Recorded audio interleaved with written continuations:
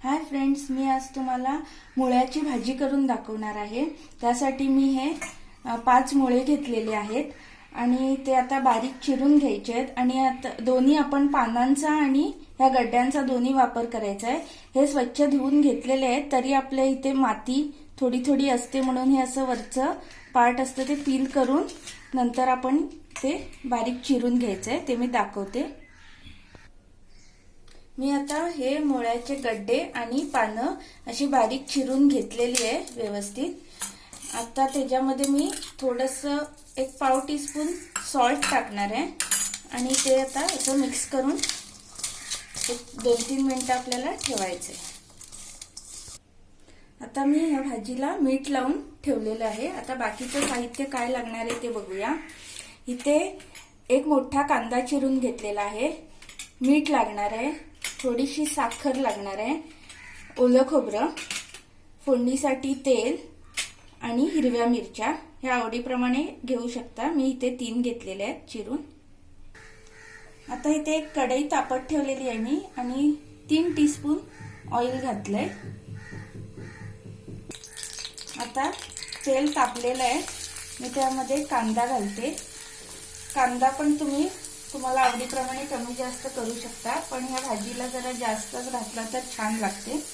आणि ह्या 3 मी हिरव्या मिरच्या चिरून घेतल्या, तुम्हाला किती तिखट हवं असेल तेवढं तुम्ही घालू शकता। आता हे परतून घेते मी जरा। आता मी कांदा जरा मीडियम फ्लेमवर शिजत ठेवते। कांदा आपला शिजलेला आहे, जास्त पण त्याला एकदम ब्राउनिश नाही करायचं आहे, तर जरा ट्रान्सपरंट झालेला आहे। आता आपण ह्याच्यामध्ये ही भाजी घालायची आहे। तर ह्या भाजीला मी मीठ लावून ठेवलेलं होतं चिरून, ते ह्यासाठी ठेवलेलं होतं की मुळ्याला एक उग्र वास येतो आणि त्याच्यामुळे खूप जणांना ही भाजी आवडत नाही, म्हणून हे मीठ लावून ह्याचं जरा पाणी असं आपण पिळून मग ही भाजी अशी फोडणीमध्ये घालायची।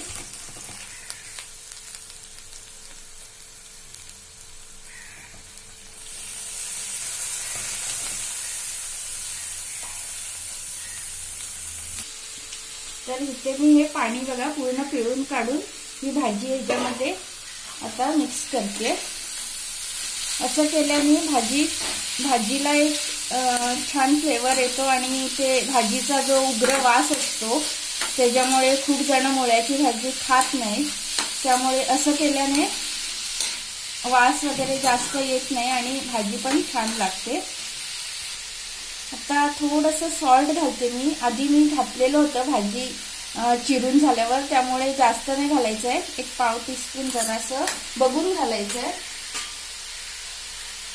आणि थोडीशी पाव टीस्पून साखर, त्याचा कडवटपणा निघून जाण्यासाठी मी घालते। हे ऑप्शनल आहे, खूप जण घालत नाहीत, पण असं केल्याने भाजी छान होते। व्यवस्थित मिक्स करून घेतलेलं आहे। आता लो फ्लेमवर भाजी शिजत ठेवूया। 3 ते 4 मिनिटं झालेली आहे, आपण ओपन करून बघूया। भाजी आपली शिजत आलेली आहे आणि ही भाजी जास्त नाही शिजवली तरी चालते, जरा कच्चट ठेवली तरी चालते, छान लागते टेस्टमध्ये। आणि आता शेवटचं म्हणजे मी हे फ्रेश कोकोनट घालते। ही मी कारवार स्टाईलमध्ये दाखवलेली आहे, म्हणून मी हे फ्रेश कोकोनट वगैरे घालून करते। तुम्हाला फ्रेश कोकोनट घालून नाही करायचं असेल तर तुम्ही डाळ वगैरे घालून करू शकता, मुगाची वगैरे, पण कारवारच्या सगळ्या भाज्यांमध्ये आम्ही कोकोनटचा वापर करतो।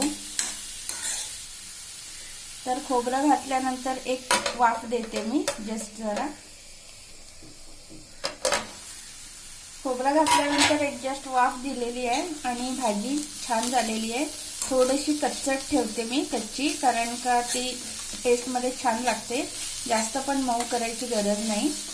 एक 3 ते 4 मिनिटांमध्ये शिजते, आपण अगदी बारीक चिरलेली आहे। तर फ्लेम ऑफ करते आणि सर्व करून दाखवते। फ्रेंड्स, आपली मुळ्याची भाजी रेडी आहे, अगदी सिंपल आणि इझी, कमीत कमी इंग्रेडिएंट्स मध्ये। तुम्ही नक्की ट्राय करून बघा आणि हे जे मी आता करून दाखवलेली आहे ते नक्की करून बघा, तुम्हाला नक्की आवडेल। आणि कमेंटमध्ये नक्की कळवा कशी वाटली म्हणून.